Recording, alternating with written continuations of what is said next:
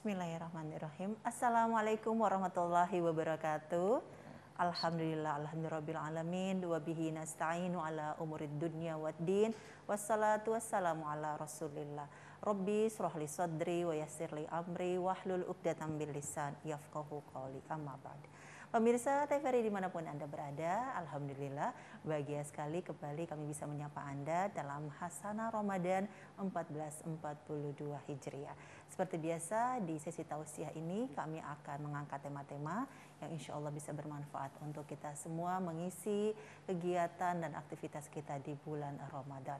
Dan untuk tema kita kali ini adalah bersyukur itu tanda kesadaran. Alhamdulillah di kesempatan hari ini narasumber kita juga sudah berada bersama kami, yakni Bapak Dr. Mardan Umar MPDI. Assalamualaikum warahmatullahi wabarakatuh. Waalaikumsalam. Saya panggilnya Pak dosen, Ustadz gitu ya. Oke, beliau adalah dosen pendidikan agama Islam yang juga merupakan Ketua Forum Komunikasi Taman Pendidikan Al-Quran Kota Manado. Baik, Pak Ustadz, saya panggilnya begitu aja ya. Iya, ini kita bicara tentang syukur nih. Ini bulan Ramadan, kayaknya juga masih dalam kondisi COVID dan pandemi seperti ini ya. Tentu ini adalah syukur merupakan amalan tertinggi mungkin ya dari seorang hamba. Mungkin secara lebih besar atau secara lebih jelas lagi bagaimana Islam memandang tentang syukur ini. Silakan. Baik. Alhamdulillahirabbil alamin. Hamdan katsiran thayyiban mubarakan fih, mubarakan alaih kama yuhibbu rabbuna wa yarda. Alhamdulillah, pemirsa TVRI yang dirahmati Allah. Syukur yang pertama yang harus kita syukuri adalah kita mampu diberikan Allah kesehatan dan kekuatan untuk berada di bulan Ramadan tahun ini. Meskipun dalam situasi COVID-19, namun rezeki dan karunia Allah itu terus mengalir buat kita. Dalam kesempatan kali ini kita akan coba untuk membahas tentang syukur sebagai tanda kesadaran diri seseorang. Kalau kita lihat makna dari kata syukur itu sendiri, syukur itu bermakna ucapan terima kasih. Tanda seseorang memiliki kesadaran yang tinggi bahwa ia telah menerima nikmat dan karunia dari Allah Subhanahu wa taala. Oleh karena itu, Ibnul Qayyim Al-Jauziyah pernah menjelaskan bahwa syukur itu adalah bagian dari pernyataan seorang hamba bahwa ia telah menerima nikmat dari Allah. Ya. Ada beberapa pembagian dari syukur ini. Yang pertama, syukur dengan lisan. Ini yang paling mudah. Ketika kita mendapatkan nikmat, mendapatkan rezeki dari Allah, maka kita mengucapkan Alhamdulillahirabbil alamin. Ini secara lisan. Kemudian ucapan ini dengan sepenuh kesadaran dalam hati kita bahwa kita menerima rezeki dari Allah, kita yakin semuanya berasal dari Allah, bukan karena kita, bukan karena kehebatan kita, bukan karena kepintaran kita, namun semua ini adalah karunia dari Allah Subhanahu wa taala. Yang ketiga adalah syukur dalam bentuk ketaatan dan kepatuhan kita kepada Allah. Seseorang yang bersyukur, yang berterima kasih, pasti dia akan mewujudkan itu dalam perilaku. Kepada manusia, kalau ada seseorang yang membantu kita, pasti kita akan bersikap baik kepadanya. Apalagi kalau nikmat itu berasal dari Allah yang menciptakan kita. Tentu akan semakin tinggi lagi ketaatan, kecintaan, dan kepatuhan kita kepada Allah Subhanahu wa taala. Sehingga di bulan Ramadan ini sudah sepatutnya kita semakin meningkatkan kesyukuran kita kepada Allah. Dalam kondisi apapun, syukur itu harus selalu ada. Mari kita lihat ketika kita mau bangun dari tidur, yang kita ucapkan itu sebuah sederhana ya. Sederhana saja. Gitu ya. Kita memulai dari hari yang pertama ini dengan ucapan Alhamdulillahillazi ahyana ba'da ma amatana. Ucapan syukur. Setelah kita makan, kita juga mengucapkan Alhamdulillahirabbil. Ini semua adalah bagian dari ungkapan lisan. Yang paling sederhana adalah kita mengucapkan Alhamdulillah. Kemudian kita dalam hati meyakini. Jangan sampai kita ada setitik kesombongan dalam diri bahwa apa yang kita dapat hari ini, apa yang kita peroleh karena kehebatan kita, karena ilmu kita, karena kemampuan kita. Jangan sampai kita seperti Korun yang bangga dengan hartanya, sombong dengan pencapaiannya, bahwa ini karena dirinya, sampai Allah tenggelamkan Korun beserta hartanya. Cukup Korun saja, jangan kita.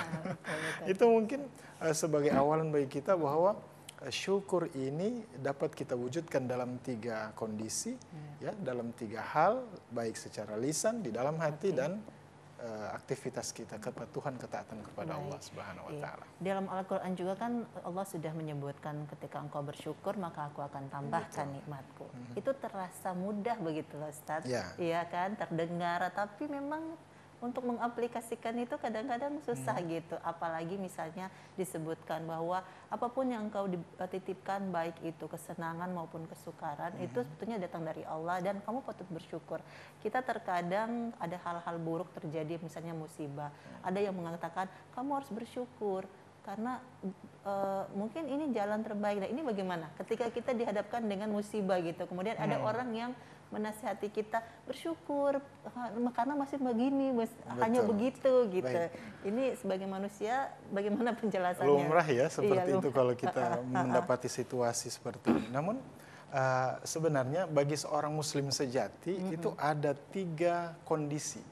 Ada 3 kondisi yang ketika dalam kondisi tersebut seorang hamba itu, seorang muslim ingat kepada Allah, maka di situ tampak kesejatian seorang muslim.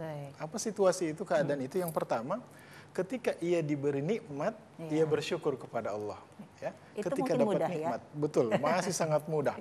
Ini syukur kepada Allah. Ketika diberi nikmat, ketika diberi kesusahan, dia bersabar. Ini tahapan yang sulit. Dan itu bentuk syukur Dan juga. itu bersyukur itu. Bersabar itu bagian dari kita yakin bahwa ini berasal dari Allah. Karena bisa jadi dalam pandangan manusia itu buruk, bisa jadi dalam pandangan Allah itu baik untuk kita. Karena di balik bencana, ujian, cobaan, halangan dalam hidup ini, Allah sementara menyiapkan hikmah di balik itu. Allah memberikan balasan yang baik buat kita. Dan keadaan yang ketiga, ketika kita berdosa, maka kita beristighfar. Ini 3 kondisi, 3 keadaan. Kalau seorang muslim itu mampu mengaplikasikan 3 kondisi ini, insya Allah dia menjadi hamba Allah yang pintar bersyukur dalam berbagai keadaan. Nah, itu harus terus dilatih begitu ya. Betul latihan ya. Dan bulan Ramadan ini tentunya menjadi sebuah momen yang pas gitu Ustaz ya. Kita kadang-kadang hanya dalam pengertian sudah bersyukur kamu sudah ada di bulan Ramadan, tapi implementasinya ini yang berat ya. Jadi di bulan Ramadan ini apa yang harus sebetulnya untuk kita bisa mempertajam rasa syukur kita ini, tidak hanya secara lisan tadi yang seperti Ustadz sampaikan. Baik, Ramadan ini adalah bulan latihan. Bagi kita bulan latihan, dan latihan ini akan berlangsung terus setiap waktu, tidak hanya Ramadan. Nah, momentum Ramadan ini harus kita maknai sebagai bulan kita untuk meningkatkan kesyukuran kita kepada Allah. Kita tingkatkan kesyukuran kita kepada Allah. Kita jadikan Ramadan untuk melatih diri istiqomah untuk bersyukur. Secara lisan ya gampang itu ya, alhamdulillah kita berada di bulan Ramadan, itu semua orang pun senang. Namun ketika kita dituntut untuk berpuasa, menahan diri dari segala macam yang membatalkan puasa, kita dituntut untuk tilawah Al-Quran, kita dituntut untuk sholat malam, ya, tahajud, kemudian sholat lail, kita dituntut untuk bersedekah. Ini implementasi dari syukur, dan itu tidak semua orang mampu untuk melaksanakannya. Maka Ramadan melatih kita. Ayo, dengan ganjaran pahala Allah ajak kita untuk meningkatkan kesyukuran.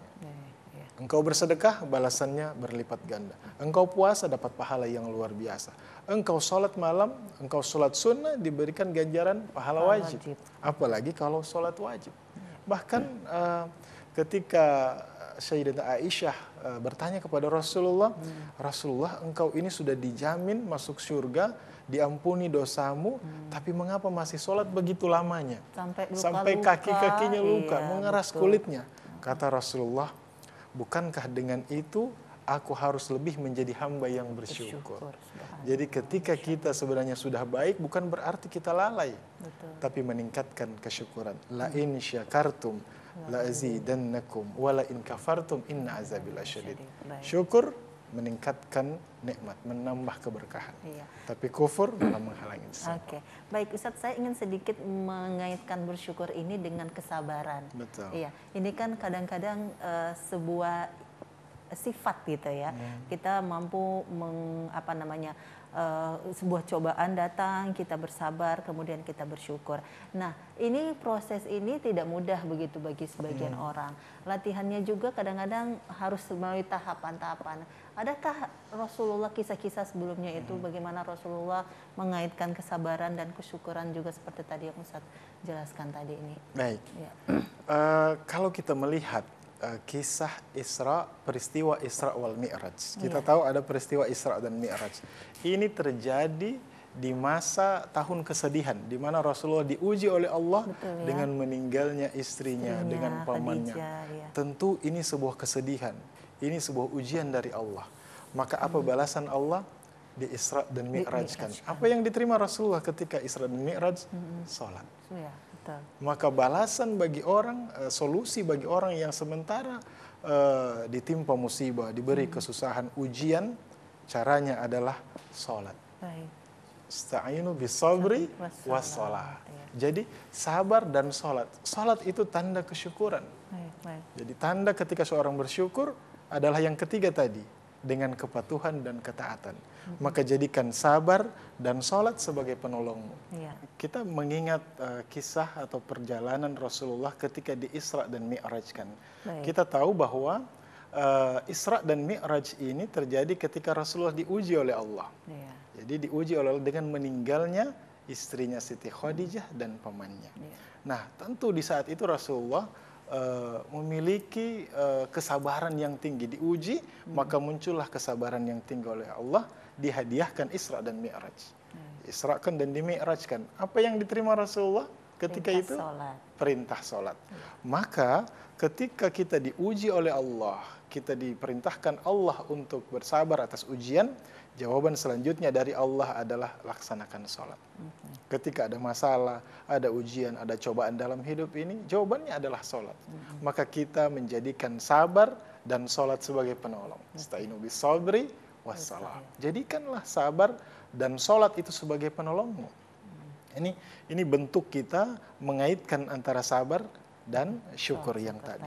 Kemudian kita juga bisa mengingat ketika diriwayatkan ada kisah di zaman Nabi Musa, sepasang suami istri. Ini kemudian mereka hidup susah, ya, hidupannya susah, begitu bersabar. Mereka bertanya kemudian, kita ini memiliki seorang nabi yang bisa meminta kepada Allah, dikaruniakan harta yang banyak.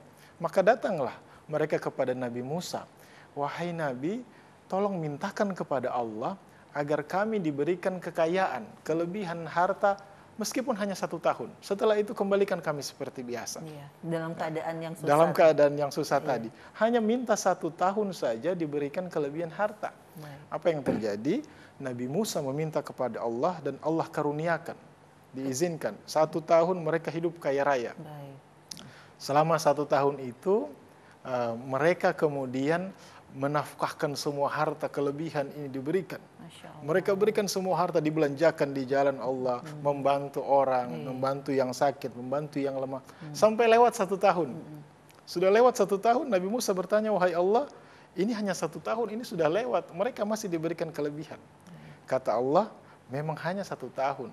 Tapi karena mereka belanjakan semuanya di jalan Allah, bentuk kesyukuran mereka itu dengan membelanjakan di jalan Allah, bantu orang semuanya, sedekah infak, maka kata Allah, teruskan rezeki itu untuk mereka, menjadi berkah. Syukur membawa keberkahan buat kita. Allah juga melihat betapa pemurahnya hambaku. Betul. Ya. Jadi kemudian Allah juga akan berpikir, sudah pemurahnya hambaku, masa aku tak menjadi pemurah begitu. Subhanallah ini Ustadz ya. Jadi sebetulnya syukur ini juga sebagai salah satu pembuka pintu rizki ya Ustadz. Betul ya. sekali. Karena Baik. tadi juga disebutkan ketika engkau bersyukur maka aku akan tambahkan. Kita kembali di situasi Ramadan dan Covid Ustadz ya. Kita sudah hampir 2 tahun ya. Hampir 2 tahun. Iya, 2 tahun lah ya kita menjalani bulan Ramadan ini dengan situasi seperti ini. Tentu banyak sekali mereka, saudara-saudara kita yang kemudian ya bisa dikatakan bahwa perjuangan untuk hidup saja ini sulit gitu ya. Menjadi sebuah kekhawatiran gitu. terutama ketika kita melihat mereka yang kemudian langsung jatuh gitu cara ekonomi. Ketakutan ini apa namanya, jangan sampai mereka menjadi kufur gitu, Ustaz, ya, melakukan hal-hal yang tidak sewajarnya, Sesuai, tidak betul. sesuai. Bagaimana kita misalnya kalau menemukan orang ataupun orang yang kita kenal kemudian dalam situasi seperti ini, kita menyampaikan soal syukur ini kepada mereka seperti apa kira-kira, Ustaz? Karena ini kan situasi sulit begitu Betul, ya. betul. Jadi memang agak dilematis ketika Iya. kita mau menasehati sementara orang itu kekurangan. Iya betul. Suruh bersyukur dalam situasi yang berpunya itu lebih mudah dibanding kita menyuruh orang, mengajak orang bersyukur tapi lagi susah. Betul, ya, Itu berat. Iya. Tapi sesungguhnya disitulah titik kelebihannya. Iya. Ketika orang masih bisa bersyukur ketika susah, masih bisa memberi ketika susah. Oke. Ya. Karena ciri orang yang bertakwa adalah salah satunya dia mampu memberi meskipun dia dalam kekurangan. Di saat dia berkelebihan maupun di saat dia kekurangan. Bagaimana menasihati orang dalam situasi seperti itu? Tentu pendekatannya akan berbeda. Kita tidak langsung membawa dengan nasihat-nasihat, ayat-ayat langsung sebelumnya. Betul. Mari kita menjadi teladan baginya. Baik. Mari kita coba untuk memberikan dakwah bilhal. Contohnya kita menjadi pribadi yang nafi'un li ghairi. Kita menjadi seorang muslim yang bermanfaat bagi sesama. Pertama kita lakukan untuk dia. Kita bantu dia dulu. Iya. Jadi kita menunjukkan bahwa kesyukuran itu lahir ketika kita memberi manfaat kepada orang lain. Khairukum, jadi terbaik, orang-orang yang terbaik adalah orang yang memberikan manfaat bagi orang lain. Iya. Maka kita sebelum ceramah, sebelum memberikan nasihat, kita dulu memberikan contoh. Sehingga dengan demikian dia akan terbantu, kesadaran akan muncul. Di samping kita memberikan nasihat, ceramah, kita juga memberikan contoh teladan yang baik. Saya pikir dengan situasi seperti ini, kita harus mampu untuk menjadi pribadi yang tidak hanya memberikan nasihat, tapi juga memberikan contoh. Jadi actionnya juga Actionnya jelas juga harus gitu. jelas. Iya. Oke, kalau dalam Al-Quran sendiri, Ustaz, atau dalam literasi Al-Quran ataupun sunnah, hadis begitu ya, seberapa ada di posisi mana nih rasa syukur? Atau Rasulullah mengingatkan manusia ini ada di posisi mana? Apakah syukur baru sabar, apa sabar atau syukur dulu? Menjadi pribadi yang syukur itu memang tidak hanya dibangun sendirian dengan rasa syukur. Harus ada banyak tahapan. Ada yang menopangnya. Di sana ada sholat yang menopangnya, di sana ada sabar yang menopangnya. Kemudian menjadi pribadi yang qanaah, yang menerima apa adanya. Kemudian dia akan menjadi pribadi yang bersyukur. Jadi syukur itu dibangun oleh tiang-tiang saling menguatkan, ada pondasinya, ada keimanan yang kuat, ketakwaan kepada Allah, ada keikhlasan menerima. Jadi saling menguatkan. Jadi syukur itu menjadi sebuah sistem dalam ajaran agama Islam. Sehingga tidak boleh dia terpisah, dia harus satu sistem. Saling menguatkan dengan yang lain. Mengapa kita harus menjadi pribadi yang bersyukur? Karena syukur ini yang pertama adalah sifat Allah, asy-syakur. Yang kedua, Rasulullah memiliki pribadi yang bersyukur. Jadi kita menjadi hamba Allah yang pintar untuk bersyukur karena Allah itu asy-syakur. Gitu ya. Kita meneladani Rasulullah karena Rasulullah adalah pribadi yang bersyukur. Begitu juga para sahabat Rasulullah, bagaimana para tabi'in, para guru-guru kita mencontohkan. Bahkan orang tua kita, mulai dari bagaimana kita mencontohkan pribadi yang bersyukur. Bagaimana menjadi pribadi yang bersyukur? Kita bangun dari keimanan yang kuat, akidah yang kuat. Kemudian kita bangun dengan ibadah yang baik. Ustaz, kaitan syukur dan pasrah. Adakah kaitan ini begitu? Jadi ketika misalnya kita ditimpakan sesuatu seperti saat ini ya, misalnya COVID gitu ya, kita pasrah dan kaitan dengan syukur, itu apakah memang sejalan atau saya lebih beda ya? Cenderung menggunakan kata tawakal, istilah tawakal kepada Allah. Tawakal kepada Allah ini ada ikhtiar di dalamnya. Di sana ada rasa syukur. Maka kita menerima apa yang Allah berikan kepada kita, kita barengi dengan rasa syukur. Tawakal itu ikhlas. Tawakal itu menerima. Tawakal itu berusaha, Ada berikhtiar. ikhtiar di Ada dalam, ikhtiar di iya, dalamnya. iya. Kalau pasrah kita hanya menerima dan sudah diam saja. Oke. Tapi kalau tawakal ada ikhtiar di dalamnya. Ada rasa syukur kepada Baik, Allah. baik. Jadi kita bagaimana menerima apa yang terjadi dalam hidup ini, tapi itu harus dibarengi dengan keikhlasan dan kesyukuran. Keyakinan kepada Allah bahwa ada yang terbaik yang akan Allah berikan setelah ini semuanya. Iya, jadi bersabar saja, di ujung sana Pasti terang. ada cahaya. Iya, betul. Insya Oke, Allah. Ustaz, terakhir ini mungkin kita bisa konklusi apa yang kita bicarakan tentang kesyukuran adalah kesadaran ini dikaitkan dengan Ramadan, mungkin bisa silakan Ustaz. Baik. Kalau seorang hamba diberikan rezeki oleh Allah, kemudian dia bersyukur, berarti dia adalah seorang manusia yang sejati. Dia adalah hamba Allah yang bisa kita katakan memiliki kesadaran diri. Ini adalah hamba Allah yang tahu diri. Tahu diri bahwa dia adalah hamba Allah, dia adalah hamba yang lemah, senantiasa membutuhkan bantuan pertolongan dari Allah Subhanahu wa taala. Ketika ia berdiri dalam sholat dan ia mengatakan, Iyyaka na'budu wa iyyaka nasta'in. Ini adalah pertanda bahwa ia menyerahkan diri kepada Allah. Kepada Allah ia menyembah dan kepada Allah ia meminta pertolongan. Kemudian ketika dia ditolong, dia bersyukur kepada Allah. Semoga Ramadan ini menjadi momentum bagi kita untuk lebih menjadi pribadi hamba Allah yang pintar untuk bersyukur atas nikmatnya. Insya Dalam Allah. situasi apapun. Betul sekali. Baik, terima kasih Ustaz Mardan atas waktunya, atas ilmunya. Semoga selalu sehat, Amin, insya Allah. tuntas dan lancar ibadah puasanya. Amin, Amin, ya insya robbal alamin. Baik pemirsa TVRI dimanapun Anda berada, demikian sesi tausiah dalam acara Hasanah Ramadan 1442 Hijriah ini. Semoga apa yang kita bicarakan bisa menjadikan kita manusia yang lebih baik lagi, dan tentunya predikat takwa yang kita inginkan selepas Ramadan ini bisa kita dapatkan. Amin. Terima kasih atas segala perhatian Anda, semangat menjaga imun dan iman, dan tetap istiqomah beribadah. Wassalamualaikum warahmatullahi wabarakatuh. Waalaikumsalam.